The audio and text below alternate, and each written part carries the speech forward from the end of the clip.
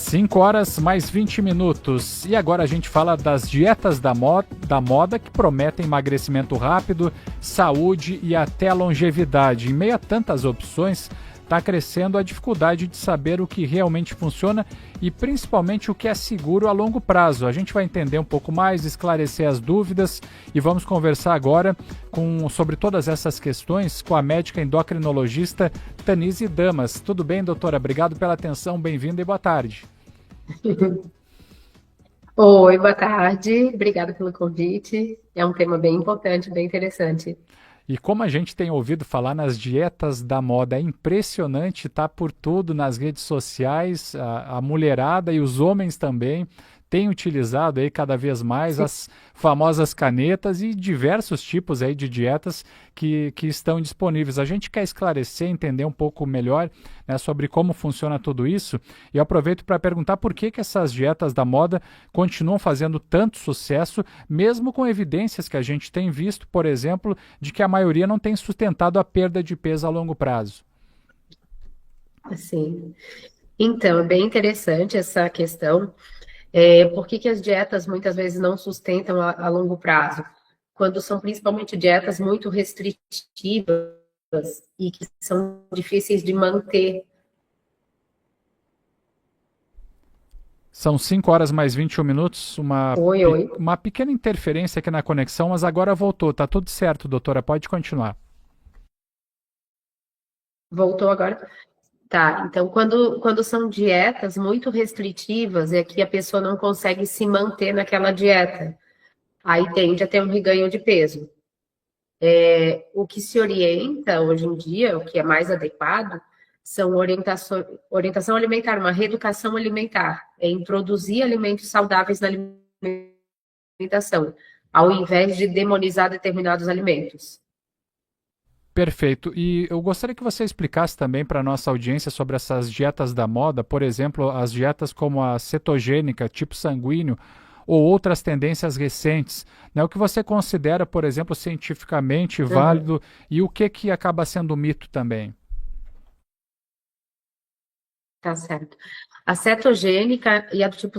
A cetogênica tem alguns riscos para alguns públicos. Não deve ser feita por gestantes, pessoas com diabetes também têm certos riscos, tem riscos de hipoglicemia e também é difícil de manter a longo prazo. A dieta da selva, que você falou, né, que usa alimentos mais antigos, mais naturais, evita os industrializados, mas, por outro lado, ela retira muitos grupos de alimentos e acaba sendo insustentável também a longo prazo. A do tipo sanguíneo não tem evidência científica. Não existe evidência de que determinados tipos sanguíneos têm que ter determinados tipos de dietas. Não existe evidência. E tem outra questão também, qual é o peso que você define, por exemplo, sobre a condição genética da pessoa? Isso tem que influência quando a pessoa procura perder peso? Sim. Então, inicialmente a gente faz o IMC, é o peso dividido pela altura ao quadrado, a altura em metros. Mas o IMC não é o mesmo para todo mundo. O IMC de 25 numa mulher pode ser diferente do IMC de 25 num homem, porque o IMC não leva em conta a composição corporal. Então, aí é interessante ter também avaliação com a circunferência abdominal. Hoje em dia, a gente faz isso cada vez mais no consultório, não só o peso, avaliar a circunferência abdominal. E existe um exame que pode ser feito que é a bioimpedância, para ver a composição corporal. Às vezes tem paciente que tem um IMC normal, mas tem uma composição corporal com muita gordura e pouco músculo. Então é interessante ter essa avaliação. Doutora, outra questão também, quais são os principais riscos hormonais e metabólicos de seguir dietas restritivas ou até mesmo esses modismos alimentares sem acompanhamento Uhum. médico? Muita gente está fazendo isso. Sim, tem risco, sim.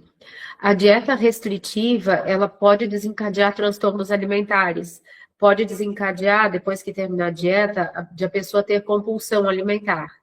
E se isso for um contínuo, restrição seguida de compulsão, pode levar a um quadro que é o transtorno de compulsão alimentar, ou se a pessoa tiver métodos purgativos, vômito, usar laxante, usar diurético, pode ser considerado um quadro de bulimia, que são quadros mais complicados. E quando é uma restrição severa, sem purgação, ou com menor grau de purgação e levando a um baixo peso, muito importante, pode ser um quadro de anorexia. Então, o que se recomenda? Tá com alguma questão com o peso, procura um endocrinologista. Não tentar fazer por conta, porque fazer uma restrição muito importante pode restringir, ter uma desnutrição, uma carência de vitaminas, carência de proteínas, e pode envolver quadros psiquiátricos mais graves. Doutora, e na prática, quais são os critérios, por exemplo, que uma pessoa deve observar para saber se uma dieta é saudável, se ela é sustentável e adequada também, porque cada Uhum. pessoa tem o seu perfil. Tá certo. Então, uma dieta saudável é uma dieta que se consegue manter a longo prazo. Existem 3 dietas saudáveis que são descritas pela American Heart Association, Associação Americana do Coração. É a dieta do Mediterrâneo, dieta DASH e a dieta pescetariana ou pisciana. Então, dessas 3, a que eu mais gosto, a que eu mais recomendo é a dieta mediterrânea. O que é essa dieta? Ela inclui alimentos, inclui vegetais, legumes, frutas, peixes, nozes, castanhas, azeite de oliva, não demoniza nenhum alimento. Evita os industrializados, mas prioriza esse tipo de alimento. E essa dieta já se viu que a longo prazo ela diminui risco de infarto, AVC, diminui mortalidade. A dieta DASH é parecida com essa e foi criada mais para hipertensão. Ela reduz o consumo de sódio.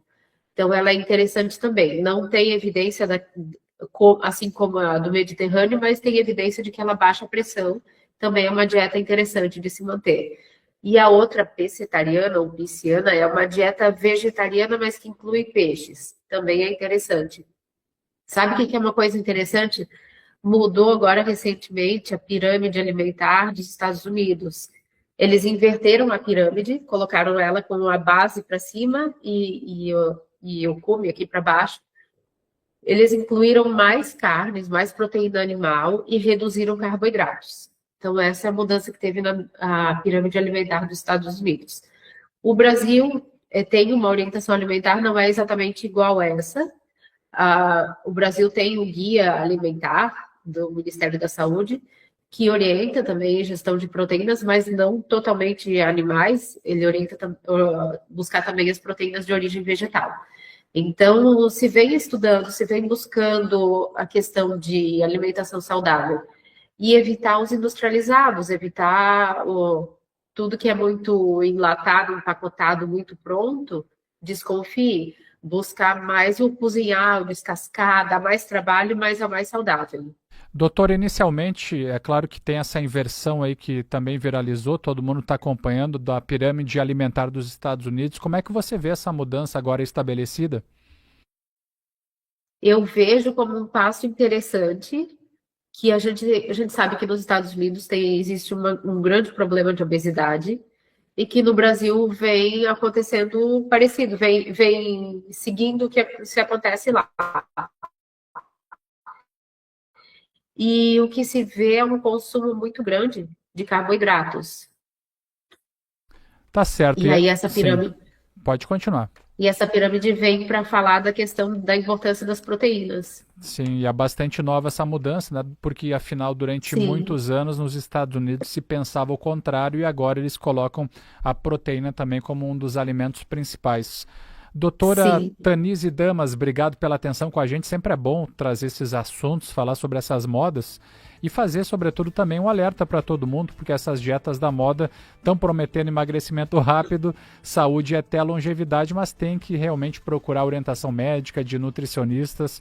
Isso sempre faz Sim. bem para as pessoas terem um bom controle sobre a saúde e sobre o peso. Uma ótima sequência de terça-feira para você, doutora. Obrigado para vocês também. Tudo de bom. Valeu, muito obrigado.